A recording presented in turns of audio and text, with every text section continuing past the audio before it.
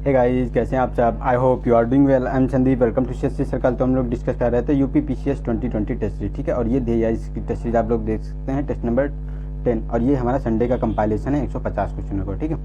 तो ये आप लोग देख सकते हैं, ये मतलब हम लोग इसको 6 दिनों में हमने 25 करके डेली बेसिस में इसको सॉल्व किया है। और ये रिवीजन टेस्ट है, जिसमें आप लोगों को क्या करना है कि क्वेश्चन को मेरे आंसर बताने से पहले अटेम्प्ट करना है, और फिर कितने आप लोगों ने सही किए उसे कमेंट बॉक्स में बताना है, ठीक है। तो आप लोगों को इससे क्या होगा कि आप लोगों की जो इम्प्रूवमेंट है कि कितना आप लोग इम्प्रूवमेंट कर रहे हैं, कितना पढ़ाई की है, जिससे आप लोगों ने कितने मार्क्स गेन कर रहे हैं वो चीज़ पता चलेगी। साथ साथ आपको ये भी पता चलेगा कि मतलब आपकी परफॉर्मेंस कितनी है, कि इस संडे कितनी थी, अगले संडे कितनी थी, क्योंकि हमारा डेली संडे का भी कंपाइलेशन आता है, ठीक है। और इससे इसको और एक बनाने का पर्पज़ है कि जब एग्ज़ाम टाइम होता है तो हमें रिवीजन करने में बहुत दिक्कत होती है कि कैसे रिवीजन करें। तो उस टाइम भी हम लोग बहुत जल्दी रिवीजन कर लेंगे इससे, ठीक है। तो ये आप लोग इसको एंजॉय कर सकते हैं। बहुत ही अच्छे क्वेश्चन हैं जिसको हम बहुत ही अच्छे वे में एक लेमैन लैंग्वेज में डिस्कस करेंगे, ठीक है। तो चलते हैं क्वेश्चन नंबर 1 पे। तो इसमें कहा गया कि निम्नलिखित कथनों में से कौन सही है ये बताना है। तो फर्स्ट है कि सूर्यास्त कानून का संबंध रैयतवाड़ी व्यवस्था से है। उत्तर भारत में भू राजस्व व्यवस्था का जनक मार्टिन बर्ड है। तो ये सेकेंड तो हमारा सही है, लेकिन ये रैयतवाड़ी व्यवस्था से सूर्यास्त कानून का संबंध नहीं है। ये जो स्थायी बंदोबस्त थी जिसको कॉर्नवालिस ने स्टार्ट किया था 1793 में, उसी से संबंधित है ये सूर्यास्त कानून, ठीक है। तो ये हमारा गलत हो गया और सेकेंड सही है, तो हमारा ये हो गया बी ऑप्शन।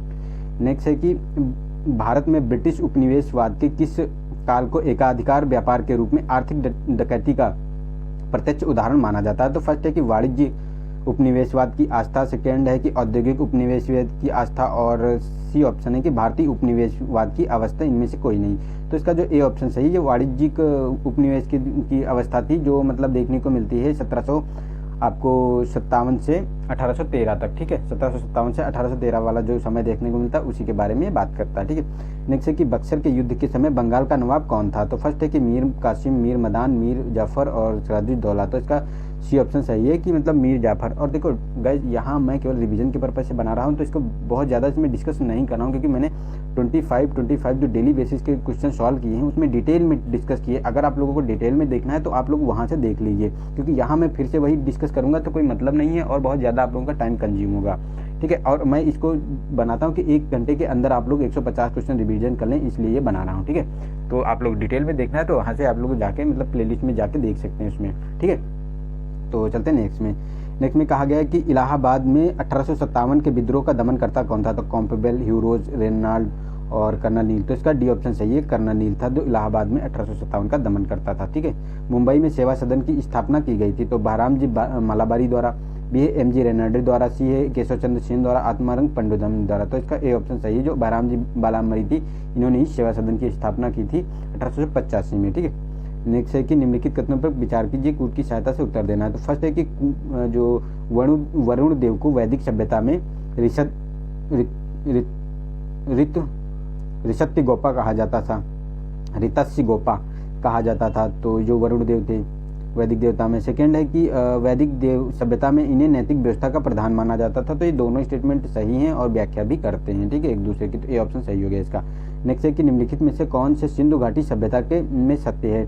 तो फर्स्ट है कि अश्व का अंकन हड़प्पा सभ्यता की मोहरों पर नहीं मिलता है। सेकेंड है सिंधु सभ्यता के वासी कपास से परिचित थे। तो देखो ये दोनों स्टेटमेंट सही हैं, क्योंकि जो हड़प्पा के जो वासी थे उनको उनके जो मोहरों पर जो अश्व का अंकन नहीं मिलता था, घोड़ा, बैल और इन चीज़ों के बारे में उनका मिलता है, लेकिन जो है इनके बारे में नहीं मिलता है, ठीक है। तो हमारे दोनों स्टेटमेंट ये सही है, कपास से भी परिचित थे ये लोग। नेक्स्ट है निम्नलिखित में से किसकी रचना जैन गुरु भद्रबाहु ने की थी। तो प्रवचन सार, कल्पसूत्र, दिव्य संग्रह और न्याय दीपिका। तो इसका बी ऑप्शन सही है, जो कल्पसूत्र है इसी की रचना जो है भद्रबाहु ने की थी। नेक्स्ट है निम्नलिखित में से कौन सा एक अभिलेख भागवत संप्रदाय के संबंध में जानकारी देता है। तो फर्स्ट है बेशनगर का गरुड़ स्तंभ, बी है प्रयाग प्रशस्ति, सी है महरौली स्तंभ लेख और डी है नासिक। तो इसका ए ऑप्शन सही है, जो बेशनगर का गरुड़ स्तंभ है, इसको हेलियोडोरस ने बनवाया था, ठीक है। नेक्स्ट है कि नागर शैली में निर्मित तथा भगवान शिव को समर्पित मांगतेश्वर मंदिर स्थित है। तो बलिया में, झांसी में, ललितपुर में, खजुराहो में। तो इसका ऑप्शन जो सही है डी सही है, खजुराहो में स्थित है शिव का मांगतेश्वर मंदिर। नेक्स्ट है मोंटेग्यू ने निम्नलिखित में से किस घटना को निवारक हत्या की संज्ञा दी थी। तो फर्स्ट है चौरी चौरा हत्या, जलियांवाला बाग हत्याकांड, भगत सिंह को फांसी, धर्षणा, लाठीचार्ज। तो ये बी ऑप्शन सही है, जो जलियांवाला बाग हत्याकांड था इसी को मॉन्टेग्यू ने निवारक हत्या की संज्ञा दी थी। ये तो 19 अप्रैल 1919 को हुआ था। नेक्स्ट है कि निम्नलिखित कथनों में से विचार कीजिए। तो बारदौली सत्याग्रह के बारे में, तो फर्स्ट है, इस सत्याग्रह में महिलाओं ने सक्रिय रूप से भाग लिया था। वल्लभ भाई पटेल को सरदार की उपाधि दी थी और यह एक अहिंसक कृषक आंदोलन था। तो ये तीनों स्टेटमेंट हमारे सही हैं, ठीक है, तो सी ऑप्शन सही हो गया। नेक्स्ट है कि मुगल सम्राट द्वारा नियुक्त बंगाल का अंतिम गवर्नर कौन था। तो फर्स्ट है सरफराज खान, बी है मुर्शीद कुली खां, अलीवर्दी खां और डी इसमें से कोई नहीं। तो इसका बी ऑप्शन सही, जो मुर्शीद कुली खां था, इसी को 1717 में सबसे अंतिम मुगल सम्राट स्थापित किया था। उसके बाद इसने जो है इसको बंगाल को स्वतंत्र राज्य घोषित कर लिया था, ठीक है। नेक्स्ट है, निम्नलिखित भारतीय राज्यों में से कौन भूटान के साथ सीमा का निर्धारण करते हैं। तो सिक्किम, पश्चिम बंगाल, अरुणाचल प्रदेश, असम। तो ये जो सिक्किम, अरुणाचल प्रदेश और पश्चिम बंगाल, असम, ये तीनों के तीनों चारों के चारों जो है ये भूटान से सीमा साझा करते हैं। तो डी ऑप्शन हमारा सही हो गया, ठीक है। नेक्स्ट है कि सुमेलित करना है कि एक संस्थान दिए गए हैं, उनके मुख्यालय दिए गए हैं। तो फर्स्ट है कि भूजल, तो भूजल बोर्ड तो फरीदाबाद में, तो ये, और सेकेंड है कि केंद्रीय जल आयोग नई दिल्ली, राष्ट्रीय जल विज्ञान संस्थान रुड़की। तो ये तीनों हमारे सुमेलित हैं, ठीक है, क्योंकि केंद्रीय जल विज्ञान रुड़की में स्थित है और इसका मुख्यालय केंद्रीय जल बोर्ड का नई दिल्ली में और केंद्रीय भूजल बोर्ड का फरीदाबाद में, ठीक है। तो हमारा सी ऑप्शन सही हो गया इसका, ठीक है, सी ऑप्शन। चलते नेक्स्ट में कहा गया है कि निम्नलिखित पहाड़ियों में से कौन सी एक केरल तथा तमिलनाडु के राज्य की सीमा पर स्थित है। तो कार्डमम की पहाड़ियाँ, सेवराई की, अन्नामलाई की या महेंद्रगिरी की पहाड़ियाँ। तो ये ऑप्शन सही है, जो कार्डमम की पहाड़ियाँ हैं ये मतलब ये देखने को मिलती हैं ये वाले क्षेत्र पर, यहाँ पे ये इसके गुजरात और महाराष्ट्र मतलब केरल और महाराष्ट्र के क्षेत्र पर देखने को मिलती हैं, ठीक है। और ये तीनों जो आपको तमिलनाडु में देखने को मिलेंगी। नेक्स्ट है कि निम्नलिखित भारतीय राज्यों में से कौन कर्क रेखा के उत्तर में स्थित है। तो महाराष्ट्र, उड़ीसा, छत्तीसगढ़, मेघालय। तो हमारा जो है मेघालय है ये उत्तर में स्थित है और ये सभी दक्षिण में स्थित हैं, ठीक है, महाराष्ट्र, छत्तीसगढ़ और उड़ीसा, ठीक है। तो हमारा डी ऑप्शन सही हो गया इसका। नेक्स्ट है, निम्नलिखित में से कौन सत्य है ये बताना है। तो फर्स्ट है, भारत का क्षेत्रफल विश्व के समस्त क्षेत्रफल का 2.4% है। भारत की जनसंख्या विश्व की संपूर्ण जनसंख्या का 17.5% है। तो ये दोनों स्टेटमेंट हमारे सही हो गए हैं, क्योंकि विश्व का समस्त क्षेत्रफल का 2.4% भारत है और 17.5% विश्व की जनसंख्या है इसमें भारत में निवास करती है। तो सी ऑप्शन सही हो गया हमारा। नेक्स्ट है कि निम्न पर विचार करना है। तो फर्स्ट है, देवप्रयाग भागीरथी और अलकनंदा नदी के संगम पर स्थित है। सेकंड है, बद्रीनाथ मंदाकिनी नदी और केदारनाथ अलकनंदा नदी। तो देखो फर्स्ट जो हमारा सही है, जो ये हमारा जो देवप्रयाग है ये भागीरथी और अलकनंदा के संगम पर स्थित है। यहीं से फिर गंगा का निर्माण होता है, गंगा नदी का। लेकिन जो बद्रीनाथ है ये अलकनंदा के किनारे स्थित है और केदारनाथ मंदाकिनी के, ठीक है। तो ये दोनों गलत हो गए हमारे, और गलत ही पूछा गया है कि कौन सा गलत है। तो हमारा बी सी ऑप्शन सही हो गया, दोनों गलत हैं ये 2 और 3। नेक्स्ट है, मृदा अपरदन का वह प्रारूप प्रकार जिसमें मिट्टी छोटी एवं कम गहरी नालियों में बन जाती कहलाती है। तो आसफन अपर्दन, परत अपर्दन, रील अपर्दन, इनमें से कोई नहीं। तो सी ऑप्शन सही है, ये रील अपर्दन होता है जो पतली पतली नालियों में बन जाती है, ऐसे पतली नालियों में ये बन जाती है, ठीक है। तो इसे रील अपर्दन कहते हैं, ठीक है। नेक्स्ट है कि सतह के क्षेत्रफल की दृष्टि से विश्व की 3 सबसे बड़ी झीलों का सही अवरोही क्रम बताना है। तो Caspian, A option Caspian, Superior Victoria, C है सुपीरियर विक्टोरिया कैस्पियन और सी है कैस्पियन विक्टोरिया सुपीरियर, डी है विक्टोरिया सुपीरियर कैस्पियन। तो इसका ए ऑप्शन सही है, कैस्पियन सागर सबसे बड़ी झील है, उसके बाद सुपीरियर झील है, फिर विक्टोरिया झील है। तो ए ऑप्शन सही हो गया हमारा। नेक्स्ट है कि सूची 1 को सूची 2 से मिलान करना है। तो संपादक दिए गए हैं समाचार पत्र के और समाचार पत्र दिया गया है। तो दिग्दर्शन की बात करें तो ये मार्समैन है, सोम प्रकाश ईश्वर चंद्र विद्यासागर है, हिंदू पैट्रियाट हरिश्चंद्र और एनी बेसेंट कामनवील। तो हमारा सही होगा 2-1-4-3 तो हमारा सी ऑप्शन सही हो गया इसमें। नेक्स्ट है कि एकमात्र गवर्नर जनरल जिसकी समाधि भारत में स्थित है। तो वह है Warren Hastings, Lord Curzon, Lord William Ward, Lord Cornwallis और लॉर्ड वेलेजली। तो इसका सी ऑप्शन सही है, जो ये लॉर्ड कॉर्नवालिस है इसी की समाधि भारत में स्थित है, बलिया में, ठीक है, बलिया यूपी में स्थित है इसकी समाधि। नेक्स्ट है कि निम्नलिखित पर विचार कीजिए, सही सुमेलित कीजिए। तो फर्स्ट है कि जो डलहौजी की हड़प नीति थी उसके अंतर्गत जो राज्य हड़पे गए हैं उनके वर्ष दिए गए हैं कि उसको सम्मिलित करना है। तो सतारा 1848 में, संभल 1850, झांसी 1853, नागपुर 1854। तो देखो ये वाला गलत है हमारा, क्योंकि जो संभल है ये 1849 में इसका जो है हड़पा था जो है डलहौजी ने, ना कि 1850 में, और ये सारे हमारे सुमेलित हैं।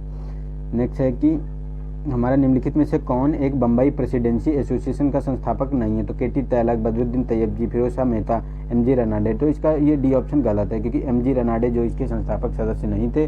केटी तैलक, बदरुद्दीन तैयबजी और फिरोज शाह मेहता ये तीनों लोग इसके संस्थापक थे। इसकी स्थापना बम्बई में की गई थी। 1885 में, ठीक है। नेक्स्ट है कि निम्नलिखित में से किस अधिवेशन में दादा भाई नौरोजी ने पहली बार स्वराज की मांग की थी? तो फर्स्ट है कलकत्ता अधिवेशन 1906, मद्रास अधिवेशन 1887, बम्बई अधिवेशन 1889 और बम्बई बनारस अधिवेशन 1905। तो इसका ए ऑप्शन सही है, जो कलकत्ता अधिवेशन 1906 है उसी में स्वराज की मांग की थी दादा भाई नौरोजी ने। नेक्स्ट है कि निम्नलिखित में से कौन एक भारत सरकार द्वारा निर्धनता निवारण हेतु अपनाई गई त्रिआयामी रणनीति का हिस्सा नहीं है? तो फर्स्ट है समृद्धि आधारित रणनीति, निर्धनता निवारण कार्यक्रम रणनीति, सी है कि न्यूनतम आधारित सुविधा उपलब्ध कराने की रणनीति और डी वाटरशेड मैनेजमेंट रणनीति। तो डी ये गलत है क्योंकि ये जो इसकी रणनीति नहीं थी और ये तीनों हमारे स्टेटमेंट सही है, ठीक। नेक्स्ट है निम्नलिखित में से कथनों में से कौन सही है ये बताना है। तो फर्स्ट है कि जनगणना 2011 के अनुसार महिलाओं की कार्य सहभागिता दर पुरुषों से अधिक है। तो सेकेंड है कि महिलाओं की कार्य सहभागिता 25.6% है। तो देखो यहाँ देखो सेकेंड स्टेटमेंट में कह दिया गया, तो देखो फर्स्ट पहले ही गलत हो गया क्योंकि 25% से ज़्यादा तो वैसे भी ह्यूमन मतलब मानव की मनुष्यों की होगी, मतलब पुरुषों की होगी, मेल्स की, तो ये तो गलत ही हो जाएगा। तो सेकेंड तो हमारा सही है, लेकिन जो पुरुषों की है ये 53% है, तो यहाँ जो पुरुषों से अधिक बताई गई तो ये गलत हो गया यहाँ पे, ठीक है।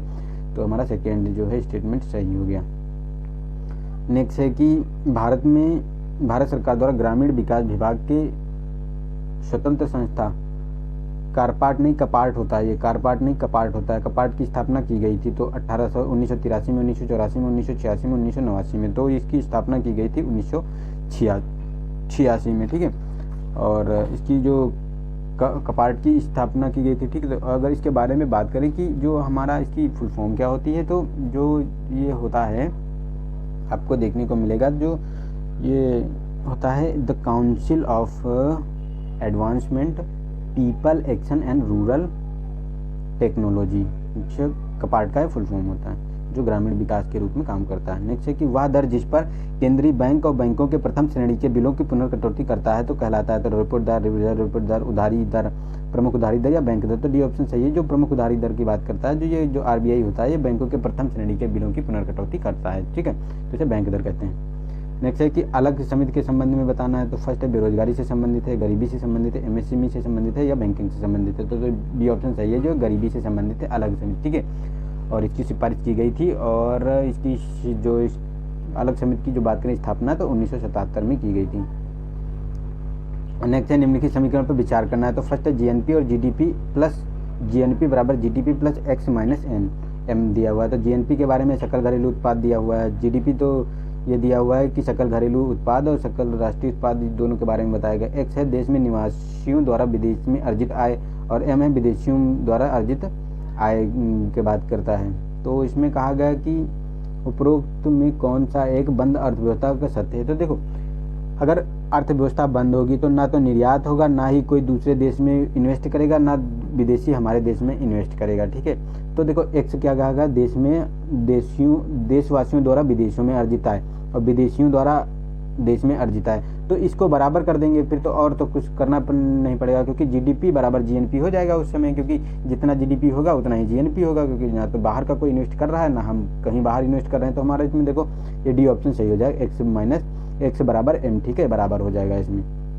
नेक्स्ट है कि भारत में राष्ट्रीय आय की गणना किस विधि का सामान्यता प्रयोग नहीं किया जाता है। जो राष्ट्रीय आय की गणना की जाती है इंडिया में उसमें किसका प्रयोग नहीं किया जा सकता है उसके बारे में बताया गया है। तो फर्स्ट है कि उत्पत्ति गणना, फर्स्ट बताया गया है कि उत्पत्ति गणना विधि के बारे में। तो फर्स्ट सेकेंड है आय गणना, व्यय गणना, इनमें से कोई नहीं। तो ये ऑप्शन गलत है क्योंकि व्यय गणना की जो राष्ट्रीय आय की गणना इंडिया में की जाती है उसमें व्यय गणना का प्रयोग नहीं किया जाता है, उसमें उत्पत्ति गणना और आय गणना का प्रयोग किया जाता है, ठीक है। तो ये आप लोग याद रखिए, ये दो का प्रयोग किया जाता है, ठीक है, व्यय गणना का प्रयोग नहीं किया जाता है, ठीक है। नेक्स्ट है कि भारत में जनसंख्या स्थिरता की स्थिति को मापने के लिए प्रजनन दर होनी चाहिए। तो 2.4, 2.1, 2.4%, 3.4 और 2.1, 2.8। तो इसका सी ऑप्शन सही है, 2.1 होना चाहिए जो स्थिर, जो हमारी जनसंख्या स्थिर की स्थिति प्राप्त करने के लिए, ठीक, जनसंख्या स्थिरता प्राप्त करने के लिए भारत में। नेक्स्ट है कि भारत में उपभोक्ता मूल्य सूचकांक आधारित मुद्रास्फीति के आंकड़े किसके द्वारा प्रतिमाह जारी किए जाते हैं। तो फर्स्ट नीति आयोग, वित्त आयोग, वाणिज्य एवं उद्योग मंत्रालय और सांख्यिकी कार्यक्रम एवं कार्यान्वयन मंत्रालय। तो डी ऑप्शन सही है, ये सांख्यिकी और कार्यक्रम कार्यान्वयन मंत्रालय है, इसी के अंतर्गत जो है प्रतिमाह जारी किए जाते हैं उपभोक्ता मूल्य सूचकांक के आंकड़े। ठीक है, नेक्स्ट है कि राष्ट्रीय ग्रामीण विकास संस्थान स्थित है, तो शिमला में, हैदराबाद में, नई दिल्ली में, पुणे में, तो बी ऑप्शन सही है, ये हैदराबाद में स्थित है हमारा जो राष्ट्रीय ग्रामीण विकास संस्थान है। नेक्स्ट है कि निम्नलिखित में से कौन सा अंग फ्लोराइड की अधिकता से प्रभावित है, तो दांत, आंख, वक्र, छोटी आंत, तो इसका ऑप्शन ए सही है, दांत होता है इसी से प्रभावित होता है, इसकी अधिकता हो जाती है तो इसी में क्षरण होना लगता है। ठीक है, नेक्स्ट है कि निम्नलिखित में से कौन से शक्ति संयंत्रों में कोयला दहन से उत्सर्जित होता है, तो सल्फर के ऑक्साइड, नाइट्रोजन के ऑक्साइड, कार्बन डाइऑक्साइड, उपरोक्त सभी, तो डी ऑप्शन सही है, ये तीनों जो होते हैं कार्बन डाइऑक्साइड, सल्फर डाइऑक्साइड और नाइट्रोजन डाइऑक्साइड, ये तीनों का उत्सर्जन होता है कोयला दहन से। ठीक है, नेक्स्ट है कि उत्तर प्रदेश में निम्नलिखित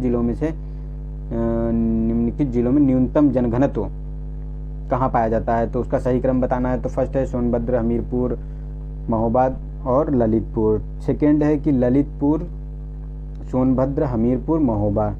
सी है ललितपुर, सोनभद्र, महोबा, हमीरपुर। डी है कि ललितपुर, महोबा, सोनभद्र, हमीरपुर। तो इसका सी ऑप्शन सही है, ललितपुर, सोनभद्र, महोबा, हमीरपुर, क्योंकि सबसे कम जो है आपको देखने को मिलेगा ललितपुर में 242 लोग रहते हैं यहाँ पे, फिर उसके बाद सोनभद्र है, महोबा है, हमीरपुर है। ठीक है, नेक्स्ट है कि उत्तर प्रदेश में नगरीय शिशु लिंगानुपात में शीर्ष जिला है, तो फर्स्ट है कि श्रावस्ती, अंबेडकर नगर, मऊ, आजमगढ़। तो देखो इसका ऑप्शन सी सही है, जो मऊ है इसमें आपको शीर्ष शिशु लिंगानुपात में देखने को मिलेगा। ठीक है, तो ये मऊ में है, सी ऑप्शन सही हो गया इसका। नेक्स्ट है कि कथनों पर विचार करना है, कौन सही है ये बताना है। तो फर्स्ट है उत्तर प्रदेश में शीर्ष ग्रामीण जनसंख्या प्रतिशतता वाला जिला श्रावस्ती है। उत्तर प्रदेश में 77% ग्रामीण जनसंख्या निवास करती है, तो ये दोनों स्टेटमेंट हमारे सही हैं। ठीक है, तो सी ऑप्शन हमारा सही हो गया।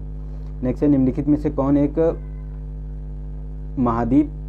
महाद्वीपी देश प्राचीन व गोंडवाना लैंड के भाग थे, तो मतलब महाद्वीप और प्राचीन देश है जो उसमें बताना है कि कौन गोंडवाना लैंड के भाग थे।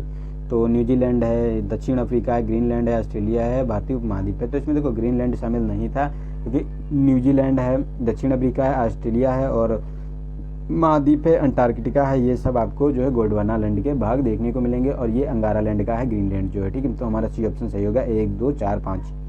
नेक्स्ट निम्नलिखित में से कौन सा एक आकार के अनुसार घटते क्रम में सबसे छोटा है, तो बृहस्पति, वरुण, पृथ्वी, शनि। तो इसमें जो है सी ऑप्शन सही है, जो घटते क्रम में इनमें से सबसे छोटा जो आपको पृथ्वी देखने को मिलेगा, सबसे बड़ा जो है ये है आपको सभी ग्रहों में सबसे बड़ा की बात करें तो बृहस्पति है, और सबसे छोटा तो बुध है। ठीक है, नेक्स्ट निम्नलिखित कथनों में से भारत छोड़ो आंदोलन के संबंध में बताना है कौन सही है। तो इस आंदोलन के दौरान सतारा और बलिया में समानांतर सरकारों का गठन हुआ था। सेकेंड है कि इस आंदोलन की शुरुआत दिल्ली के फिरोज शाह कोटला मैदान से की गई थी। तो ये देखो, ये फिरोज शाह कोटला मैदान से नहीं की गई थी, दिल्ली से, मुंबई के ग्वालियर टैंक से की गई थी। तो हमारा ये तो गलत हो गया। ठीक है, और फर्स्ट हमारा सही है इसमें, क्योंकि इसकी स्थापना जो ये हुआ था भारत छोड़ो आंदोलन 1942 में। ठीक है, तो इसकी जो स्थापना सतारा और बलिया में समानांतर सरकारों की स्थापना हुई थी। इसके साथ साथ आपको मिदनापुर में भी देखने को मिली थी समानांतर सरकार, उसके प्रथम जो सत्याग्रही विनोबा भावे थे। तो हमारा इसमें फर्स्ट सही होगा, केवल एक। नेक्स्ट है कि दिगंबर और विष्णु विश्वास के नेतृत्व में लड़ा गया आंदोलन था। तो फर्स्ट है दक्कन विद्रोह, नील विद्रोह, संताल विद्रोह, रंगपुर। तो इसका बी ऑप्शन सही है, जो नील विद्रोह हुआ था 1859 का, जो 1857 की क्रांति के तुरंत बाद हुआ था, उसी के बारे में बात करता है। इसी में जो दिगंबर विश्वास और विष्णु विश्वास ने इसका नेतृत्व किया था नील विद्रोह का। बी ऑप्शन सही हो गया।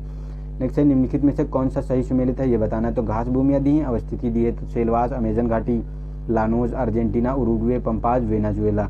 तो देखो इसमें दो हमारा जो ये तो फर्स्ट सही है कि सेलवास जो है ये तो अमेजन घाटी में है, लेकिन लानोज जो है वेनेजुएला में है, और ये पंपाज जो है अर्जेंटीना, उरुग्वे में देखने में मिलते हैं। तो ये हमारे गलत हैं, तो ए हमारा सही पूछा गया है, तो ए ऑप्शन हमारा सही हो गया, केवल ए। नेक्स्ट है निम्नलिखित में से कौन से भारत में व्याघ्र मतलब टाइगर रिजर्व, टाइगर सेंचुरी के अभ्यारण्य के रूप में जाने जाते हैं, टाइगर सेंचुरी के रूप में। तो फर्स्ट है रणथंभौर, बांदीपुर, काजीरंगा, बांधवगढ़। तो ये ऑप्शन जो हमारा ये काजीरंगा ये तो असम में पाया जाता है, और ये हमको देखने को मिलता है एक सींग वाले गंडे के लिए प्रसिद्ध है। लेकिन रणथंभौर ये हमारा राजस्थान में है, बांदीपुर कर्नाटक में, बांधवगढ़ एमपी में है। ये तीनों जो है हमारे टाइगर सेंचुरी है। ठीक है, तो हमारा सही हो गया 1, 3, 4, तो हमारा ए ऑप्शन सही हो गया इसका। नेक्स्ट है कि निम्नलिखित में से कौन जैव उपचारण की विधियां हैं। तो फर्स्ट है फाइटो रिमेडिएशन, आयल जयपर और फाइटो निष्कर्षण। डी इनमें से सभी, तो डी ऑप्शन सही है। ये तीनों जो हैं ये हमारी जो जैव उपचारण मतलब बायो रिमेडिएशन की जो है विधियाँ हैं, ठीक है। तो नेक्स्ट है वर्ष 1857 के विद्रोह के स्थल एवं नेतृत्वकर्ता व्यक्तियों के संदर्भ में सही सुमेलित करना है। तो फर्स्ट है विद्रोह स्थल और नेतृत्वकर्ता व्यक्ति हैं। तो लखनऊ में बेगम हजरत महल, और असम में मनीराम दत्त, बरेली में लियाकत अली। तो देखो ये थर्ड हमारा गलत है, क्योंकि ये लियाकत अली जो है ये वहाँ नहीं थे। वहाँ पे आपको खान बहादुर और देखने को मिलेंगे खान बहादुर थे, और उसके साथ साथ वहाँ पे देखने को मिलेंगे अजीमुल्ला जो थे। अजीमुल्ला और खान बहादुर दो लोग देखने को मिलेंगे बरेली में, ठीक है। लेकिन ये दोनों सही है। लखनऊ में है बेगम हजरत महल, असम में मनीराम दत्त थे। तो हमारा सही हो गया ए ऑप्शन 1 और 2। नेक्स्ट है कि 261 ईसा पूर्व में घटित कलिंग युद्ध का विवरण अशोक के किस शिलालेख से प्राप्त होता है। तो फर्स्ट है 13वां शिलालेख, 18वां शिलालेख, प्रथम शिलालेख, गुर्जरा शिलालेख। तो ये हमारा ए ऑप्शन सही है, जो 13वां शिलालेख है इसी के बारे में बात करता है। कलिंग युद्ध का विवरण इसी में मिलता है, ठीक है। और ये जो अशोक का सबसे बड़ा शिलालेख है। तो ठीक है, तो चलते हैं नेक्स्ट क्वेश्चन पे। नेक्स्ट क्वेश्चन पे इसमें कहा गया है कि 261 ईसा पूर्व घटित कलिंग युद्ध का विवरण अशोक के किस शिलालेख से प्राप्त होता है। तो ए ऑप्शन 13वां शिलालेख, 8वां शिलालेख, प्रथम शिलालेख या गुर्जर शिलालेख। तो इसका ए ऑप्शन सही है, ये 13वां शिलालेख है, इसी से मिलता है। और ये जो हमारा देखने को मिलेगा अशोक का सबसे बड़ा शिलालेख है, ठीक है। नेक्स्ट है कि निम्नलिखित में से कौन सा एकदम सही सुमेलित नहीं है, ये बताना है। तो फर्स्ट के नदियाँ दी गई हैं, सेकेंड में आपको दिए गए उद्गम क्षेत्र। तो डेन्यूब का ब्लैक फॉरेस्ट, ब्लू नाइल का विक्टोरिया झील, मिसिसिपी इटास्का और यांगटीसी तिब्बत का पठार। तो देखो ये हमारा जो बी ऑप्शन ये सुमेलित नहीं है, क्योंकि जो है ये इससे जो ब्लू नाइल है ये इससे नहीं निकलती है। विक्टोरिया से वाइट नाइल निकलती है, लेकिन ब्लू नाइल जो होती है आपको ताना झील से निकलती है, ठीक है, ना कि विक्टोरिया झील से। नेक्स्ट है कि हमारा निम्नलिखित में से कौन सा एक सबसे महत्वपूर्ण सबसे पूर्व में स्थित सागर है, ये बताना है। तो फर्स्ट है कि भूमध्य सागर, काला सागर, अरल सागर, कैस्पियन सागर। तो इसको देखो ये डी ऑप्शन सही है। इसका जो ये कैस्पियन सागर है ये सबसे पूर्व में देखने को मिलेगा, और सबसे पश्चिम में ये आपको देखने को मिलेगा भूमध्य सागर, ठीक है। नेक्स्ट में चलते हैं कि निम्नलिखित में से कौन सी एक संस्था वैश्विक वित्तीय स्थिरता रिपोर्ट जारी करती है, मतलब तैयार करती है। तो फर्स्ट है कि IMF मतलब अंतर्राष्ट्रीय मुद्रा कोष, और सेकेंड है कि अंटाक्ड, और थर्ड है कि विश्व व्यापार संगठन। इनमें से कोई नहीं। तो देखो इसमें जो हमारी ये विश्व आर्थिक रिपोर्ट के बारे में बात करें तो ये IMF जारी करता है, तो ये ऑप्शन इसका सही हो गया, ठीक है। नेक्स्ट है हमारा कि दक्षिण ऑस्ट्रेलिया में ओलंपिक डैम खान निम्नलिखित में से किस एक उत्पादन के लिए प्रसिद्ध है। तो स्वर्ण उत्पादन के लिए ए ऑप्शन, बी तांबा, सी यूरेनियम, डी हीरा। तो ये सी ऑप्शन सही है, जो ये यूरेनियम है इसी के लिए प्रसिद्ध है, जो ऑस्ट्रेलिया की ओलंपिक डैम खान है, ठीक है।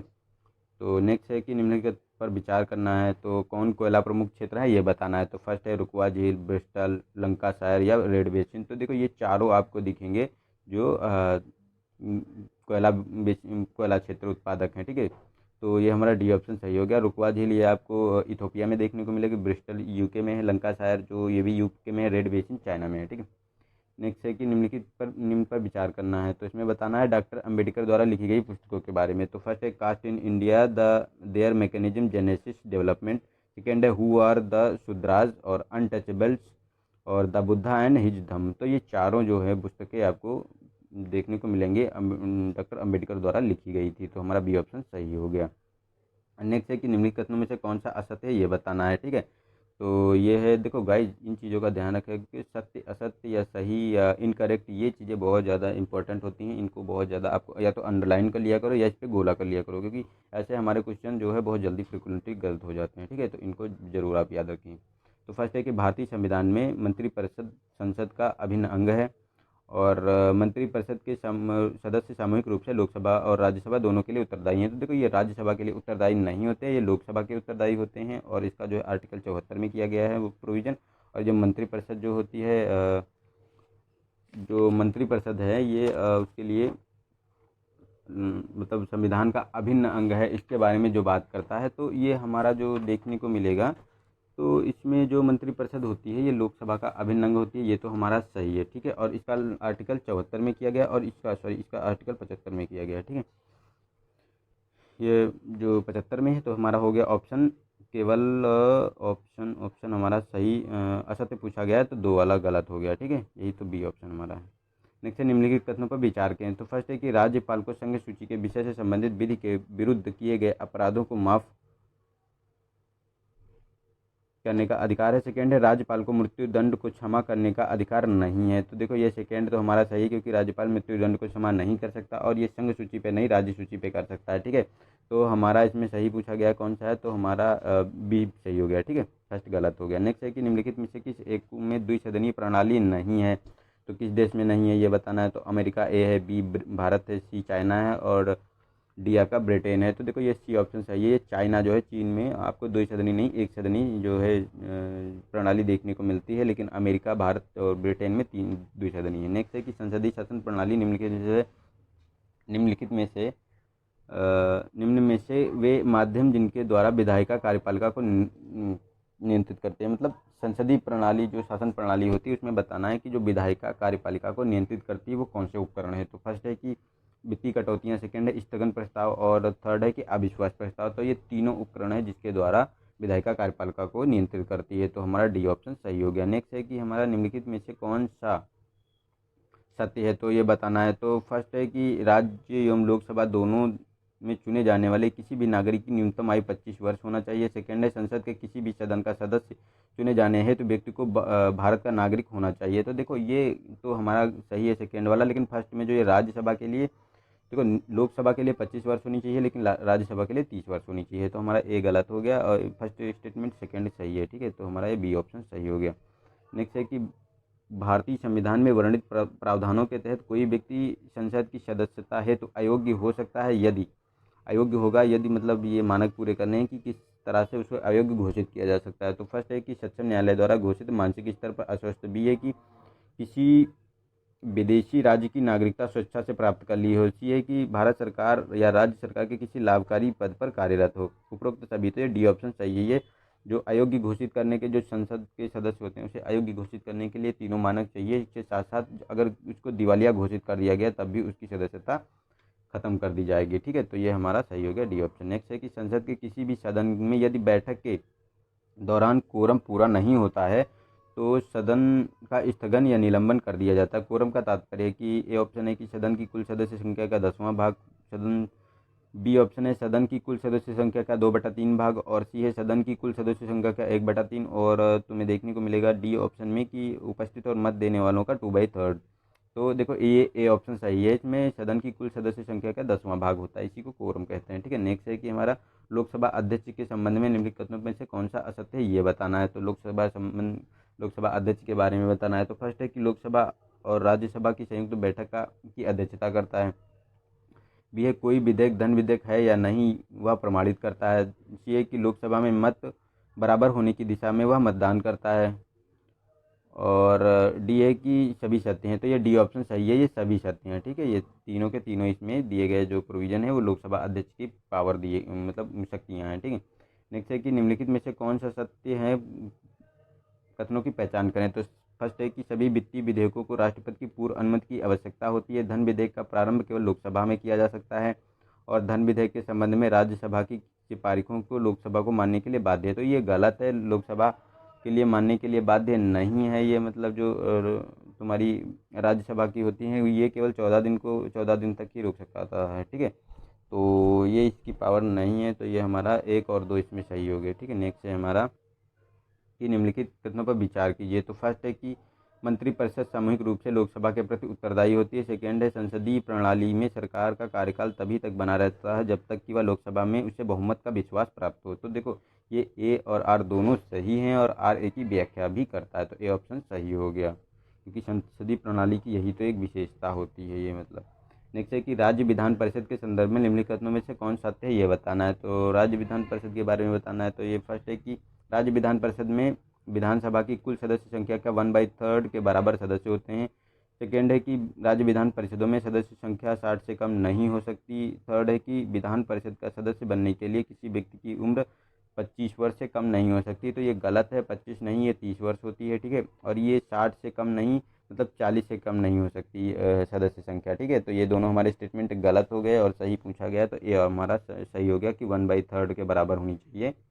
तो डी ऑप्शन इसका सही हो जाता है। नेक्स्ट है कि निम्नलिखित पर विचार करें। तो संविधान के अनुच्छेद 368 में संशोधन की प्रक्रिया का वर्णन है। संविधान संशोधन प्रक्रिया का प्रारंभ संसद के किसी भी सदन में किया जा सकता है। तो ये दोनों स्टेटमेंट हमारे सही हैं। तो हमारा ऑप्शन सी सही हो गया इसमें। नेक्स्ट है, यदि निम्नलिखित में से एक संवैधानिक संशोधन द्वारा यह प्रावधान जोड़ा गया है कि राष्ट्रपति मंत्रिमंडल की सलाह मानने के लिए बाध्य है, तो फर्स्ट है कि 44वें संविधान संशोधन, 42वें संविधान संशोधन, 78वें संविधान संशोधन या 52वें संविधान संशोधन। तो इसका जो है बी ऑप्शन सही है। जो 42वां संविधान संशोधन 1976 में किया गया था इंदिरा गांधी की सरकार में, तभी प्रोविजन किया गया था कि राष्ट्रपति मंत्रिमंडल की सलाह मानने के लिए बाध्य है। नेक्स्ट है कि राष्ट्रपति के पद के प्रत्याशी है तो निम्नलिखित में से किस एक योग्यता का होना आवश्यक नहीं है, तो वह भारत का नागरिक होना चाहिए, न्यूनतम 35 वर्ष की आयु धारित करता हो, लोकसभा सदस्य चुने जाने की योग्यता रखता हो, और डी है और राज्यसभा का सदस्य चुने जाने की योग्यता रखता हो। तो डी ऑप्शन ये गलत है, क्योंकि राज्यसभा की जो सदस्यता की कोई आवश्यकता नहीं है, उसको 3 मानक पूरे करने चाहिए, तो वो राष्ट्रपति के प्रत्याशी के लिए आहार्य होगा। ठीक है।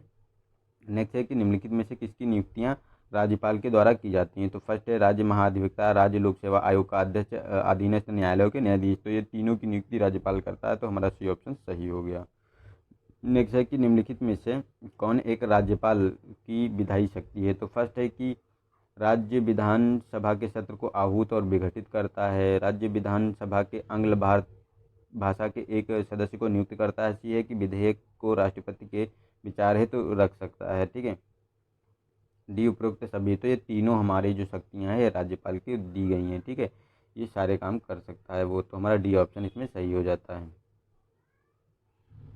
ठीक है। डी ऑप्शन सही है इसका। चलते हैं नेक्स्ट में कहा गया है कि संसद या राज्य विधायिका द्वारा पारित कानूनों के संविधान अनुरूप न होने पर उच्चतम न्यायालय को न्यायिक पुनरीक्षण का अधिकार प्राप्त है। यह न्यायिक पुनरीक्षण का सिद्धांत लिया गया है, तो ए ऑप्शन अमेरिका से, बी है ब्रिटेन से, सी है जापान से, डी है रूस से। तो ये ए ऑप्शन सही है। ये हमारा आपको लिया गया है अमेरिका से, ये प्रोविज़न लिया गया है जो जुडिशियल रिव्यू का है। ठीक है। नेक्स्ट है कि उच्चतम न्यायालय के अभिलेख न्यायालय में उच्चतम न्यायालय अभिलेख न्यायालय भी है। इसका तात्पर्य है कि इसकी कार्यवाही एवं फैसले सर्वकालिक अभिलेख या साक्ष्य के रूप में रखे जाएंगे। इन अभिलेखों पर किसी अन्य अदालत में चल रहे मुकदमों के दौरान प्रश्न नहीं उठाया जा सकता। और सी है कि अवमानना पर दंडित करने का भी अधिकार है। तो ये डी ऑप्शन ये हमारा सही है, क्योंकि ये तीनों जो है अभिलेख न्यायालय से संबंधित हैं। ठीक है। और इसका जो अभिलेख न्यायालय है ये आर्टिकल 29 में इसका उल्लेख किया गया है। ठीक।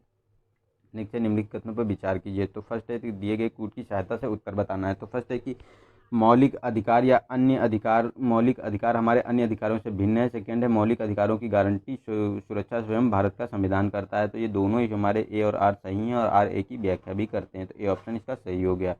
नेक्स्ट है हमारा कि भारत के दक्कन पठारी भाग पर ज्वालामुखी क्रिया के फलस्वरूप लावा का जमाव किस काल में हुआ है। तो फर्स्ट है कि जोरासिक काल में, क्रिटेशियस काल में, परमीशियन काल में, या फिर ट्रियासिक में। तो ये बी ऑप्शन सही है। जो क्रिटेशियस काल था उसी में दक्कन का जो पठारी भाग है उसमें ज्वालामुखी प्रक्रियाओं के स्वरूप लावा का जमाव हुआ है। ठीक है।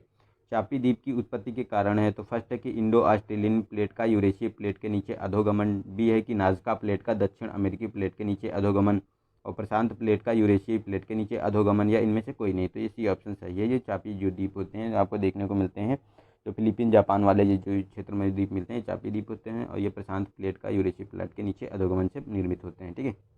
नेक्स्ट है सुमिलित नहीं है ये बताना है। तो फर्स्ट है कि बर्तक घाटी कैलिफोर्निया, टेलर घाटी ऑस्ट्रेलिया, और पंचशील घाटी अफगानिस्तान, राजाओं की घाटी मिस्र। तो ये देखो बी ऑप्शन ये सुमिलित नहीं है, क्योंकि ये ऑस्ट्रेलिया में टेलर घाटी आपको नहीं देखने को मिलती, आपको ये देखने को मिलती है अंटार्कटिका में ये टेलर घाटी आपको मिलेगी। ठीक है। तो ये गलत हो गया हमारा बी ऑप्शन। नेक्स्ट है कि सूची 1 और सूची 2 से मिलान करना है। तो इसमें मूल चट्टान दी हुई हैं और रूपांतरित चट्टान दी हुई है। तो देखो ग्रेनाइट की बात करें तो ये नीच, बेसाल्ट, एम्फीबेलाइट और बलुआ पत्थर ये क्वार्टजाइट है। चूना पत्थर से संगमरमर का निर्माण होता है, मतलब निर्मित होती है। ठीक है। तो हमारा 2 1 4 3 2 1 4 3 हमारा सी ऑप्शन सही हो गया। नेक्स्ट है कि निम्नलिखित में से कौन एक प्रसुप्त ज्वालामुखी है। तो ये बताना है। तो फर्स्ट है कि किलायू, बी है चिम्बराजो, माउंट एटना, और फ्यूजियामा। तो देखो डी ऑप्शन ये सही है कि ये प्रसुप्त ज्वालामुखी एक है, ये जापान का ज्वालामुखी है फ्यूजियामा। ठीक है। ये आपको प्रसुप्त देखने को मिलेगा, और ये आपको देखने को मिलेंगे ये सक्रिय हैं, और ये हमारा शांत ज्वालामुखी चिम्बराजो इक्वाडोर में मिलता है। नेक्स्ट है कि निम्नलिखित में से एक एशियाई देश भूमध्य सागरीय जलवायु वाला देश नहीं है। तो फर्स्ट है कि साइप्रस, तुर्की, बहरीन, लेबनान। तो देखो ये बहरीन ये आपको जो फारस की खाड़ी में देखने को मिलेगा, तो ये हमारा भूमध्य सागरीय देश नहीं है। नेक्स्ट है, निम्नलिखित में से कौन नदी दक्षिण अफ्रीका की सबसे लंबी नदी है और दक्षिण अफ्रीका एवं नामीबिया की सीमा बनाती है। तो फर्स्ट है नाइजर, लिम्पोपो, जुबा, ऑरेंज। तो ये देखो ऑरेंज होती है ये नदी है, ये दक्षिण अफ्रीका और नामीबिया की सीमा भी बनाती है, और ये देखने को मिलेगी। ये दक्षिण अफ्रीका की सबसे लंबी नदी भी है। नेक्स्ट है कि ब्लैक हिल या ब्लू हिल तथा ग्रीन हिल नामक पहाड़ियाँ कहाँ स्थित हैं? तो संयुक्त राज्य अमेरिका, रूस, दक्षिण अफ्रीका, कंबोडिया। तो इसका ए ऑप्शन सही है। जो संयुक्त राज्य अमेरिका में देखने को मिलेंगी ये ब्लैक, ब्लू और ग्रीन हिल्स। ठीक है। नेक्स्ट है उत्तर प्रदेश में न्यायिक अनुसंधान प्रशिक्षण केंद्र स्थित है? तो ए ऑप्शन नोएडा, गाजियाबाद, लखनऊ, कानपुर। तो इसका सी ऑप्शन सही है। ये लखनऊ में आप लोगों को देखने को मिलेगा इसका प्रशिक्षण केंद्र। नेक्स्ट है उत्तर प्रदेश में भूजल दिवस मनाया जाता है? तो 10 जून, ए ऑप्शन बी है 10 जुलाई, सी है 15 अक्टूबर, 22 दिसंबर, डी है। तो इसका ए ऑप्शन सही है। 10 जून को मनाया जाता है उत्तर प्रदेश में भूजल दिवस। नेक्स्ट है उत्तर प्रदेश के निम्नलिखित नृत्यों में से कौन सा एक बुंदेलखंड से संबंधित नहीं है? तो फर्स्ट है यह है धुरिया, ख्याल, रास या पाई डंडा। तो देखो ये रास ये ब्रज क्षेत्र का है, ठीक है, नृत्य, लेकिन धुरिया, ख्याल और ये पाई डंडा जो आपको देखने को मिलेगा ये बुंदेलखंड के नृत्य हैं। ठीक है। नेक्स्ट है उत्तर प्रदेश विज्ञान एवं प्रौद्योगिकी परिषद का गठन किया गया था? तो ए ऑप्शन 1970, 1975, 1976, 1980। तो ये बी ऑप्शन सही है। 1975 में किया गया था उत्तर प्रदेश विज्ञान एवं प्रौद्योगिकी परिषद का गठन। ठीक है। नेक्स्ट निम्नलिखित में से किस वर्ष उत्तर प्रदेश राज्य पर्यटन निगम की स्थापना की गई थी? तो ए ऑप्शन है 1970, बी है 1972, सी है 1974 और 1980, डी ऑप्शन। तो इसका सी ऑप्शन सही है। ये आपको 1974 में उत्तर प्रदेश राज्य पर्यटन निगम विकास निगम की स्थापना की गई थी। नेक्स्ट है कि भारत हैवी इलेक्ट्रॉनिक लिमिटेड निम्नलिखित में से किस एक जिले में अवस्थित नहीं है? तो ए ऑप्शन झांसी, बी है वाराणसी, सी है जगदीशपुर अमेठी, डी है गाजियाबाद। तो ये डी ऑप्शन सही है इसमें, क्योंकि जो है ये भारत हैवी इलेक्ट्रिकल लिमिटेड जो है ये गाजियाबाद में नहीं है, झांसी, जगदीशपुर और वाराणसी में देखने को मिलेगा। नेक्स्ट है कि उत्तर प्रदेश नेक्स्ट है वर्ष 2011 की जनगणना के अनुसार भारत में स्त्री साक्षरता प्रतिशत आप कितना है? तो 64.6%, 64%, 62.5% या 16.15%। तो इसका ए ऑप्शन सही है। 64.6% जो है भारत की जनगणना का जो स्त्री साक्षरता है। और पुरुष की बात करें तो अगर औसत की बात करें कितना है तो 73% जो है पूरी भारत में पाई जाती है। ठीक है, साक्षरता पाई जाती है। नेक्स्ट है हल्दी उत्पादन क्षेत्र हल हल्दी उत्पादन उत्तर प्रदेश के किस क्षेत्र में होता है? तो वह क्षेत्र है तो विंध्य क्षेत्र है। ए ऑप्शन बी है बुंदेलखंड, सी है पूर्वी, डी है बघेलखंड। तो ये बी ऑप्शन सही है। ये बुंदेलखंड का जो क्षेत्र है यही इसी में आपको देखने को मिलेगा। हल्दी का उत्पादन बहुत मात्रा में होता है, क्योंकि हल्दी के लिए जो है कम मात्रा में पानी की आवश्यकता होती है और बुंदेलखंड में वैसे भी पानी की कमी है बहुत ज़्यादा। ठीक है। नेक्स्ट है कि उत्तर प्रदेश के साथ सबसे लंबी और सबसे छोटी सीमा किन राज्यों में की लगती है? तो फर्स्ट है कि मध्य प्रदेश, दिल्ली, बी है राजस्थान, हिमाचल प्रदेश, सी है उत्तराखंड, दिल्ली और डी है मध्य प्रदेश, हिमाचल प्रदेश। तो इसका डी ऑप्शन सही है। जो ये मध्य प्रदेश और हिमाचल प्रदेश है, मध्य प्रदेश की सबसे ज़्यादा और हिमाचल प्रदेश की सबसे कम सीमा लगती है। नेक्स्ट है कि 2001 से 2011 में निम्नलिखित धर्मों में से किस एक में लिंगानुपात में तुलनात्मक रूप से समृद्धि हुई है? तो ये बताना है। तो देखो समृद्धि के बारे में बात करें तो किसमें हुई है? तो फर्स्ट समुदाय है मतलब ईसाई में, ए, बी है मुस्लिमों में, सी है हिंदू में और डी है सिखों में। तो देखो ये बी ऑप्शन सही है। ये मुस्लिम समुदाय है जो इसमें आपको देखने को मिलेगी सबसे ज़्यादा लिंगानुपात में वृद्धि हुई है। नेक्स्ट है कि निम्नलिखित में से किस वर्ष में लिंगानुपात 946 रहा है? तो ए ऑप्शन है कि 1901, 1921, 1945, 1951। तो इसका डी ऑप्शन सही है। जो 1951 है, ठीक है, इसी में आपको 946 लिंगानुपात देखने को मिलेगा। वर्तमान में आप देखें तो 943 है। ठीक है, मतलब कम है पहले से। नेक्स्ट है रक्तस्राव को रोकने के हेतु साधारणतया किस एल्युमिनियम लवण का प्रयोग किया जाता है? तो फर्स्ट है कि aluminium fluoride, aluminium nitrate, aluminium sulphate या पोटाश एलम। तो डी ऑप्शन है। ये पोटाश एलम का प्रयोग किया जाता है और इसमें इसे जो है फिटकरी के नाम से भी जानते हैं। नेक्स्ट है कि निम्नलिखित में से कौन सा कीटभक्षी पौधा नहीं है? तो फर्स्ट है कि घटपर्णी, संड्यू और ब्लैड रबर्ड और मिसल्टो। तो ये डी ऑप्शन सही है। मिसल्टो नहीं है, ये संड्यू, घटपर्णी और ब्लैड रबर्ड ये तीनों आपको कीटभक्षी पौधे मिलते हैं और ये नाइट्रोजन की कमी को पूरा करने के लिए कीटों का भक्षण करते हैं। ठीक है। नेक्स्ट है कि कच्छ ताप पर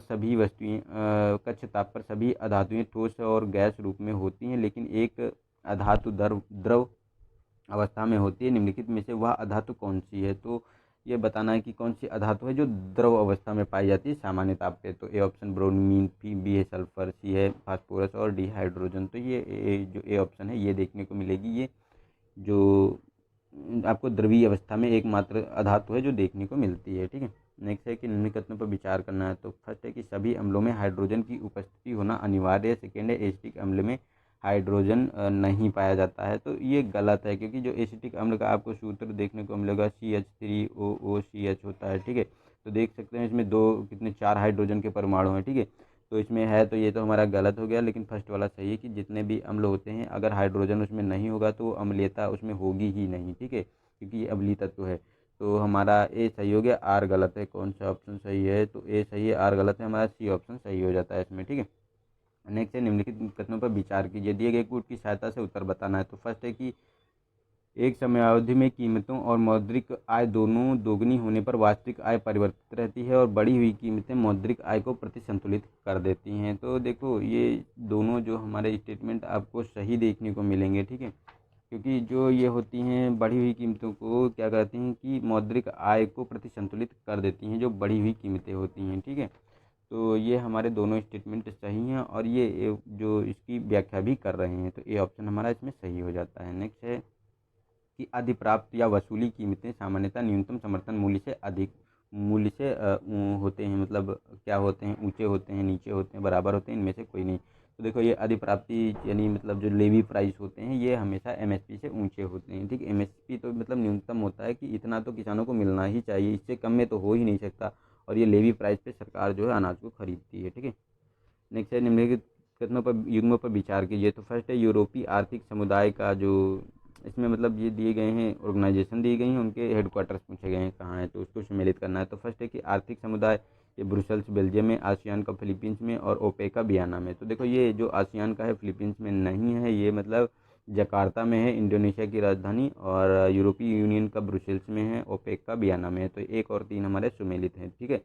तो हमारा सी ऑप्शन इसमें सही हो जाता है। नेक्स्ट है कि कंज्यूमर प्राइस इंडेक्स यानी सीपीआई उपभोक्ता मूल्य सूचकांक के बारे में बताना है। तो फर्स्ट है कि सीपीआई ग्रामीण और सीपीआई शहरी लेबर मिनिस्ट्री द्वारा लेबर ब्यूरो द्वारा जारी किया जाता है। सेकेंड है कि सीपीआई शहरी को 2011 में समाप्त कर दिया गया था। तो देखो सीपीआई जो है इसको हम जो बात करते हैं तो इसे 2011 में समाप्त कर दिया गया था। तो ये तो हमारा सही है, ठीक है, ये वाला हमारा सही है, इसे सीपीआई 2011 में समाप्त कर दिया गया था। लेकिन ये फर्स्ट वाला गलत है, क्योंकि ये लेबर ब्यूरो द्वारा जारी नहीं किया जाता है, ये एनएसओ जारी करता है, नेशनल स्टैटिक ऑफिस, ठीक है, इसके द्वारा जारी किया जाता है। तो हमारा ये गलत हो गया। तो क्या पूछा है? असत्य पूछा गया है, तो हमारा फर्स्ट वाला गलत हो गया, ए सही है, तो ए ऑप्शन हमारा सही हो जाता है। नेक्स्ट है परिसमापन पसंदगी से संबंधित है। तो फर्स्ट है कि ब्याज का तरलता पसंदगी सिद्धांत, और बी है कि अस्तित्व पुनर्निर्माण स्टार्टअप स्टॉक एक्सचेंज में सूचीबद्ध होने के मानक। तो इसका देखो सी ऑप्शन सही है। परिसमापन पसंदगी जो है ये आपको देखने को मिलेगी स्टार्टअप से संबंधित है। नेक्स्ट है कि ट्रेंच रिजर्व मतलब रिजर्व ट्रेंच स्थिति का संबंध प्राय किससे है संबंधित है। तो फर्स्ट है कि भारतीय reserve bank of India, federal reserve bank of America और वर्ल्ड बैंक और आईएमएफ। तो इसका डी ऑप्शन सही है। जो ये रिजर्व ट्रेंच स्थिति होती है ये आईएमएफ से संबंधित होती है। नेक्स्ट है कि बैंक दर का संबंध है अल्पकालीन उधार से, दीर्घकालीन उधार से, या एक समान उधार से, या इनमें से कोई नहीं। तो ये बी ऑप्शन सही है, क्योंकि जो ये दीर्घकालीन उधार होता है ये बैंक दर पे दिया जाता है आरबीआई द्वारा, ठीक है। नेक्स्ट है कि पारिस्थितिकी तंत्र के घटकों के में निम्नलिखित में से कौन सा एक जैविक घटक है, तो ये बताना है। तो फर्स्ट है कि तापमान, फास्फोरस, प्रोटीन और बैक्टीरिया। तो डी ऑप्शन सही है, ये बैक्टीरिया है, ये जैविक घटक है, और ये भौतिक घटक आपको सारे देखने को मिलते हैं। नेक्स्ट है कि आपको देखने को मिलेगा कि मैग्रो वन प्राकृतिक रक्षक कहे जाते हैं। सेकेंड है मैग्रो वन समुद्री तूफान को प्रभावित कर तटीय सुरक्षा प्रदान करते हैं। तो ये दोनों स्टेटमेंट सही हैं और एक दूसरे की व्याख्या भी करते हैं, ठीक है। तो हमारा ऑप्शन सही हो गया ए इसका। नेक्स्ट है हमारा कि निम्नलिखित में से कौन सा एक लाल, नीले और हरे प्रकाश के पुंज को एक साथ मिलाने पर प्रभाव होगा, मतलब कौन सा कलर मिलेगा। तो बैंगनी कलर, लाल रंग, हरा रंग या सफ़ेद रंग। तो इसका डी ऑप्शन सही है, इसे सफ़ेद रंग, क्योंकि ये प्राइमरी कलर्स होते हैं लाल, हरे, नीले, और इन तीनों को जब मिलाएंगे तो एक मतलब वाइट कलर इसमें निर्माण होता है, ठीक है। नेक्स्ट है क्रिस्टलों की संरचना का अध्ययन करने हेतु प्रयोग में लाया जाता है सूक्ष्म तरंगों को, पराबैंगनी तरंगों को, एक्सरे किरणों को, इनमें से कोई नहीं, ये मतलब गामा किरणों को। तो इसी ऑप्शन है एक्सरे किरणों को, क्योंकि जो क्रिस्टल है उसका अध्ययन करने के लिए हम जो है एक्सरे किरणों का प्रयोग करते हैं। नेक्स्ट है कि सभी एक कोशिकीय जीव जनन करते हैं। तो लैंगिक विधि द्वारा, अलैंगिक विधि द्वारा, ए और बी दोनों, इनमें से कोई नहीं। तो ये बी ऑप्शन सही है, अलैंगिक विधि द्वारा, ठीक है। नेक्स्ट है मनुष्य में रुधिर परिसंचरण तंत्र की खोज की थी। तो William Harvey, Paul Eric, Edward Jenner, डेरेसर ने। तो इसका ए ऑप्शन सही है, विलियम हार्वे ने जो है रुधिर परिसंचरण तंत्र की खोज की थी, ठीक है। नेक्स्ट है कि उत्क्रमण अनुलेखन की क्रिया है, तो आरएनए और डीएनए का, आरएनए से डीएनए का निर्माण, ये ऑप्शन है आरएनए से आरएनए का निर्माण, बी है डीएनए से डीएनए का निर्माण, और सी है डीएनए से आरएनए का निर्माण और आरएनए से डीएनए का निर्माण। तो देखो जो आरएनए से डीएनए का निर्माण होता है इसी को कहते हैं रिवर्स ट्रांसक्रिप्शन क्रिया, तो डी ऑप्शन हमारा सही हो जाता है। ठीक है। नेक्स्ट है कि एक लिफ्ट में किसी व्यक्ति का प्रत्यक्ष भार वास्तविक भार से कम है जबकि लिफ्ट जा रही है। मतलब एक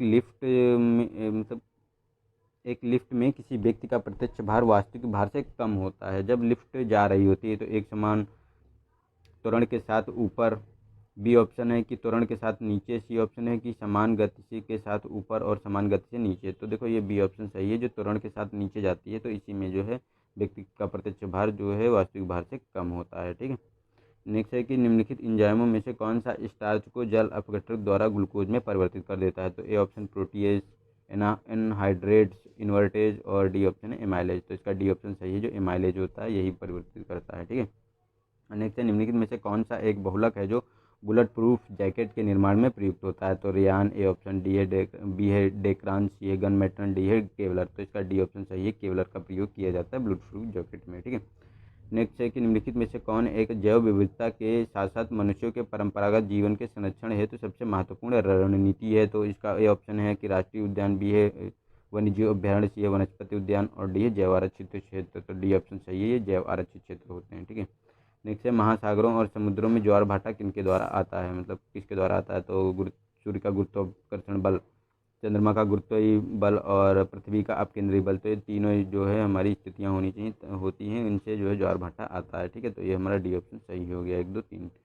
नेक्स्ट है कि पानी के समानांतर पर्वत श्रृंखलाओं के डूबने से जो समुद्र तट बनता है उसे कहते हैं, तो डालमेशियन, फियार्ड तट, रिया, या फिर हैपा तट। तो देखो ये डालमेशियन तट, जो डालमेशियन नाम से जो तट बनता है उसी को कहते हैं। ठीक है। जो जो पर्वत श्रृंखलाओं के डूबने से बनता है। ठीक है। नेक्स्ट है कि राकी पर्वत श्रेणी की सर्वोच्च चोटी है, तो माउंट मैकले, और बी ऑप्शन है कि माउंट एल्बर्ट, सी है माउंट रेनियर, और डी है माउंट लोगन। तो इसका बी ऑप्शन सही है, जो माउंट एल्बर्ट है यही है राकी पर्वत की सर्वोच्च चोटी। ठीक है। नेक्स्ट है निम्नलिखित कथनों पर विचार कीजिए, दिए गए कूट की सहायता से उत्तर देना है। तो फर्स्ट है कि गर्म जलधाराओं के कारण ही ध्रुवीय क्षेत्र के बंदरगाह वर्ष भर खुले रहते हैं। सेकेंड है कि सागरी धाराओं में ऊर्जा उत्पन्न करने की संभावनाएं होती हैं। तो देखो ये दोनों स्टेटमेंट हमारे जो देखने को मिलेंगे सही हैं। ठीक है।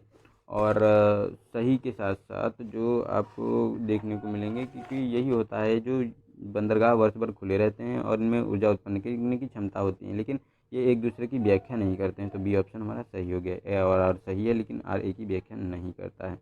नेक्स्ट है कि निम्नलिखित युग्मों में से कौन सा सही सुमेलित नहीं है, यह बताना है। तो विश्व की जनजातियाँ और क्षेत्र दिए गए हैं, तो बोअर, दक्षिण Africa, वेद्या, Malaysia, pygmy, Kago basin और ओका इक्वाडोर। तो देखो ये बी ऑप्शन सुमेलित नहीं है, क्योंकि ये मलेशिया में वेद्या नहीं पाई जाती है, श्रीलंका में आपको देखने को मिलेंगे। ठीक है। तो एक गलत हो गया हमारा बी ऑप्शन। नेक्स्ट है कि मत्स्य उत्पादन का प्रसिद्ध क्षेत्र न्यू फाउंडलैंड है, निम्नलिखित में से किसके अधीन है। तो फर्स्ट है कि कनाडा, सेकंड है मैक्सिको, यूएसए, डेनमार्क। तो देखो ए ऑप्शन सही है, ये कनाडा में क्षेत्र पाया जाता है न्यू फाउंडलैंड।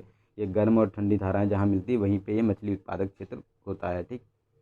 नेक्स्ट है हमारा कि 123 क्वेश्चन नंबर, इसमें कहा गया है कि वैदिक काल में प्रश्न विनाशक शब्द का प्रयोग किया जाता था, तो न्यायाधीशों के लिए, गुप्तचरों के लिए, सामंतों के लिए, आर्यजनों के लिए। तो देखो ये ऑप्शन सही है, ये जो न्यायाधीश होते थे इन्हीं के लिए प्रश्न विनाशक शब्द का प्रयोग किया जाता था। नेक्स्ट है कि बौद्ध धर्म के त्रिरत्न निम्नलिखित में से कौन सा एक सम्मिलित नहीं है। तो फर्स्ट है कि प्रतीत्य समुत्पाद, बुद्ध, धम्म और संघ। तो देखो ए ऑप्शन ये गलत है, इसको उसमें इंक्लूड नहीं किया गया। उसमें बुद्ध, धम्म और संघ ये तीनों को उसमें शामिल किया गया है बौद्ध धर्म के त्रिरत्न में। ठीक है।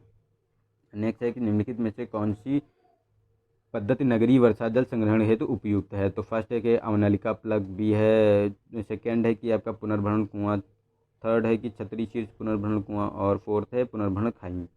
तो इसमें आपको देखने को मिलेगा, देखो ये पुनर्भरण कुआं ये भी है आपको नगरीय जल के लिए जो संग्रहण है, और छतरी शीर्ष पुनर्भरण कुआं है, और पुनर्भरण खाई है। तो हमारा 2 3 4 सही हो गया, लेकिन ये एक मर्दा अपर्दन का प्रकार होता है अवनलिका प्लग। इसमें पतली पतली नालियाँ बन जाती हैं, ये नालियाँ बनती हैं, ये इससे खंडहर बन मतलब भूमि बहुत ऊबड़ खाबड़ हो जाती है, ठीक है। तो ये हमारा गलत है। तो चलते हैं नेक्स्ट क्वेश्चन पे।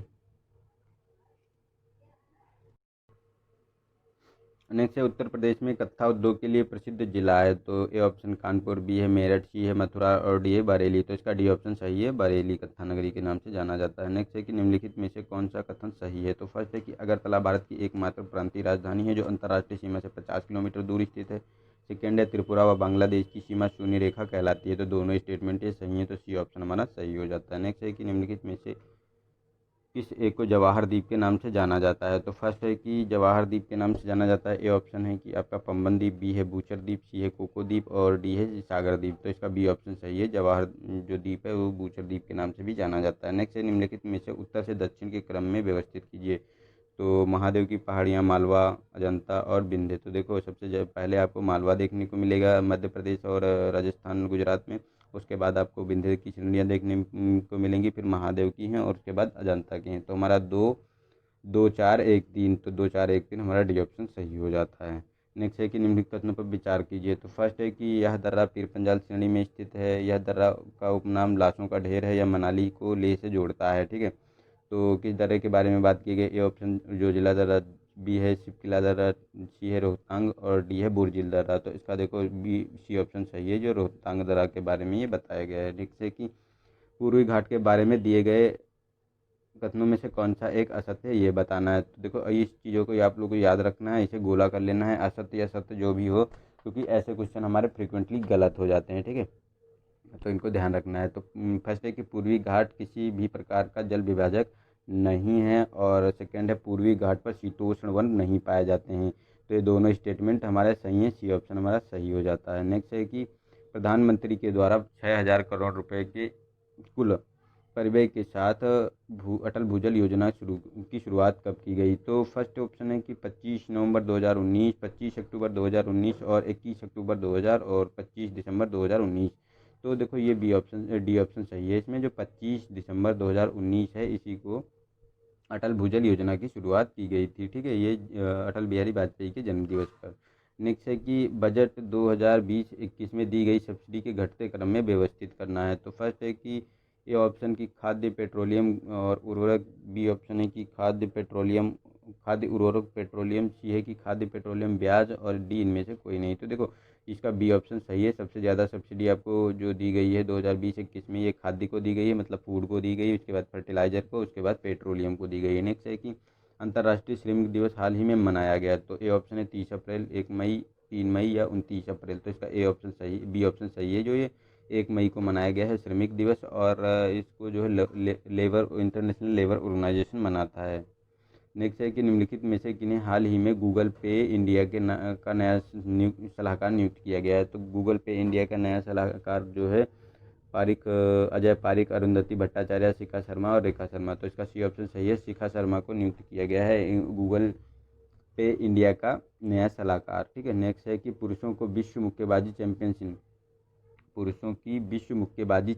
2021 की मेजबानी हाल ही में सर्बिया को सौंप दी गई है। इससे पहले इसका आयोजन कहाँ होना था। तो ए ऑप्शन रूस, बी है भारत, सी है यूगोस्लोवाकिया, डी है ब्रिटेन। तो इसका बी ऑप्शन सही है, भारत में होनी थी, लेकिन भारत उसके मानकों पर खरा नहीं उतर पाया है, इसीलिए ये सर्बिया को दे दी गई है। नेक्स्ट है कि अप्रैल 2020 में निम्नलिखित में से किस भारतीय को अमेरिकी क्रिकेट टीम का कोच नियुक्त किया गया है। तो A option J Arun Kumar, B है Sandeep Patil, S R Dange, C और कृष्ण मूर्ति वी अय्यर, ये डी ऑप्शन। तो इसका ए ऑप्शन सही है, जो ये जे कृष्ण अरुण कुमार हैं, इन्हीं को नियुक्त किया गया है भारतीय क्रिकेट टीम के कोच हैं, इन्हीं को अमेरिकी क्रिकेट टीम का कोच नियुक्त किया गया है। नेक्स्ट है कि संक्रमित रोगियों के इलाज हेतु कम लागत वाले मैकेनिकल वेंटिलेटर रूहदार का विकास हाल ही में किया गया। तो आईआईटी रुड़की द्वारा, बी ऑप्शन आईआईटी मुंबई, सी है आईआईटी कानपुर और आईआईटी दिल्ली, डी ऑप्शन है। तो इसका देखो बी ऑप्शन सही है, जो आईआईटी मुंबई है, इसी ने रूहदार जो मैकेनिकल वेंटिलेटर है सबसे कम लागत वाला, इसी को जो है इसने विकसित किया है। नेक्स्ट है कि बाजार में उपलब्ध दवाइयाँ सीधे रोगियों के घर पहुँचाने के उद्देश्य से धन्वंतर योजना की शुरुआत किस राज्य सरकार द्वारा की गई है।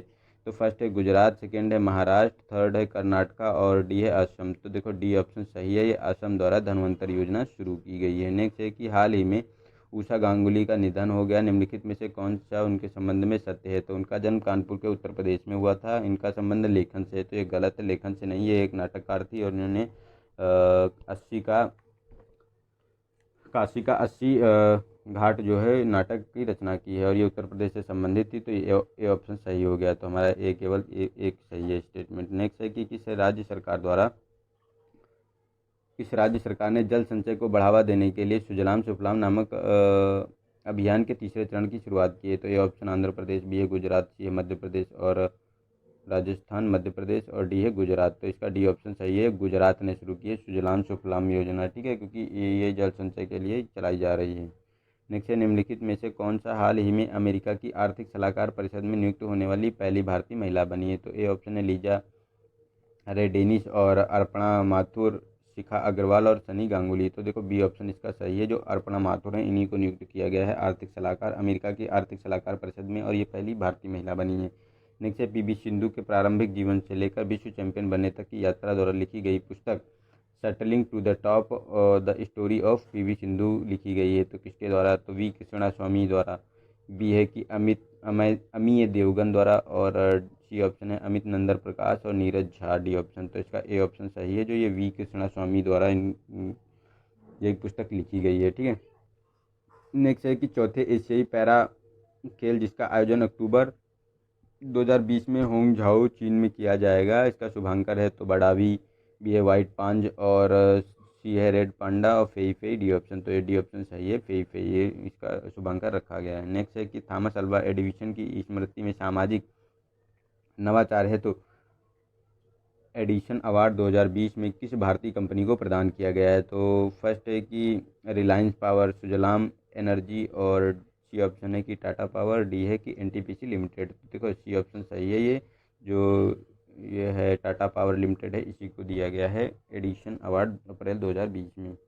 नेक्स्ट है कि अप्रैल 2020 में अंतर्राष्ट्रीय मुद्रा कोष द्वारा जारी वर्ल्ड इकोनॉमिक आउटलुक के अनुसार 2020 में भारत की वृद्धि दर आंकलित की गई है। तो 1.9 है ऑप्शन, बी है 2.8, सी है 3.5 और डी है 1.2। तो इसका ए ऑप्शन सही है, ये वृद्धि दर आंकी गई है जो वर्ल्ड इकोनॉमिक आउटलुक के द्वारा 1.9, ठीक है, इंडिया की। नेक्स्ट है कि निम्नलिखित में से किस राज्य सरकार द्वारा चिन्हित हॉट स्पॉट क्षेत्रों को में कोरोना वायरस संक्रमण से निपटने के हेतु ऑपरेशन शील्ड प्रारंभ किया गया है? तो ए ऑप्शन है महाराष्ट्र, बी है राजस्थान, सी है उत्तर प्रदेश और डी है दिल्ली। तो इसका डी ऑप्शन सही है, दिल्ली में ऑपरेशन शील्ड चलाया गया है कोरोना रोगियों के रोकथाम के लिए। नेक्स्ट है कि सुरेश एन पाटिल को हाल ही में सतर्कता आयुक्त के रूप में नियुक्त किया गया है, निम्नलिखित में से केंद्रीय सतर्कता आयोग से संबंधित सत्य है? तो ए ऑप्शन है वर्ष 1964 में इसकी स्थापना संथानम समिति की सिफारिश पर की गई थी, ठीक है। केंद्रीय सतर्कता आयुक्त का कार्यकाल 4 वर्ष 65 वर्ष की आयु है, ठीक है। तो ये दोनों स्टेटमेंट हमारे सही हैं, तो डी बी सी ऑप्शन हमारा सही हो जाता है। नेक्स्ट है कि हाल ही में भारत सरकार द्वारा अंतर्राष्ट्रीय वित्तीय सेवा प्राधिकरण की स्थापना की गई, इसका मुख्यालय स्थापित किया जाएगा? तो फर्स्ट है गांधीनगर गुजरात, जालंधर पंजाब, बेंगलुरु कर्नाटक और लखनऊ उत्तर प्रदेश। तो देखो इसका ए ऑप्शन सही है, ये जो गांधीनगर गुजरात है यहीं इसका मुख्यालय स्थापित किया जाएगा वित्तीय सेवा केंद्र प्राधिकरण का, ठीक है। और ये इंटरनेशनल ऑर्गेनाइजेशन है एक, जिसकी स्थापना जो है का हेडक्वार्टर इंडिया में बनाया गया है और इसके अभी चेयरमैन नियुक्त किए गए हैं, वो है जो श्री जयंती श्रीनिवास को इसका चेयरमैन बनाया गया है, ये फर्स्ट इसके चेयरमैन बनाए गए हैं। नेक्स्ट है कि भारतीय सेना द्वारा हाल ही में प्रारंभ ऑपरेशन नमस्ते का उद्देश्य है? तो फर्स्ट है कि कोविड-19 के प्रसार को रोकने में मदद करना, सेकेंड है कि पीओके में आतंकवाद को समाप्त करना, सी है कि भारत चीन सैन्य तनाव को कम करना, डी है इनमें से कोई नहीं। तो देखो ए ऑप्शन सही है, कोविड-19 के प्रसार को रोकने में मदद करने के लिए ऑपरेशन नमस्ते भारतीय सेना द्वारा चलाया जा रहा है, ठीक है। तो यहाँ हम लोगों ने अपने 150 क्वेश्चन पूरे कर लिए हैं, ठीक है। तो इसे आप लोग एंजॉय कर सकते हैं अच्छे से। और ये देखो अभी आप लोग क्या करेंगे, अभी तो आप लोग इसको अटेम्प्ट करने की कोशिश कर सकते हैं ताकि जो है उसका जो जितना भी स्कोर आए आप लोग उस स्कोर को कमेंट बॉक्स में लिखें, ठीक है। और ये आपको देखने को मिलेगा जब हमारा एग्ज़ाम टाइम होता है, तब भी हम इसका रिवीजन कर सकते हैं जल्दी जल्दी से, ठीक है, क्योंकि उस समय रिवीजन करना मस्ट होता है और हम रिवीजन नहीं कर पाते हैं टेस्ट सीरीज़ों का, तो इससे हमारे क्वेश्चन गलत हो जाते हैं। तो उस समय भी आप लोग, मेरी राय है कि आप लोग ज़रूर इसका रिवीजन कर लें और 2-3 बार तो ज़रूर इसको देखें ताकि आप लोगों को अच्छे से इन चीज़ों से मतलब समझ हो जाए कि कैसे क्वेश्चन आते हैं, कैसे मतलब उनको टैकल करना है, ठीक है। तो इन चीज़ों को आप लोग ध्यान रख सकते हैं, ठीक है। और अगर इसकी PDF आप लोगों को चाहिए तो आप लोग ऐसा कीजिए, टेलीग्राम का लिंक नीचे दिया गया है, वहाँ से आप ज्वाइन कर लीजिए, या और फेसबुक का भी ग्रुप दिया है, वहाँ भी ज्वाइन कर सकते हैं। दोनों जगह मैं इसकी PDF शेयर कर देता हूँ, तो वहाँ से आप लोग डाउनलोड कर ले सकते हैं और वहाँ पर कोई भी प्रॉब्लम फेस नहीं करनी पड़ेगी, ठीक है। तो आप इजीली वहाँ से PDF आप लोगों को मिल जाएगी, ताकि आप PDF से भी रिवीजन कर पाएँ। तो आज के लिए इतना ही था, मिलते हैं नेक्स्ट वीडियो में, तब तक के लिए नमस्कार, जय हिंद, जय भारत।